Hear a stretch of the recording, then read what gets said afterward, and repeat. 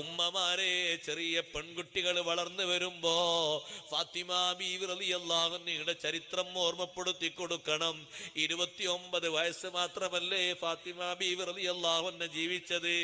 അത്രയും കൊല്ലക്കാലത്തെ ജീവിതം ചരിത്ര താളുകളിൽ രേഖപ്പെടുത്തി കിടക്കുന്നുണ്ട്.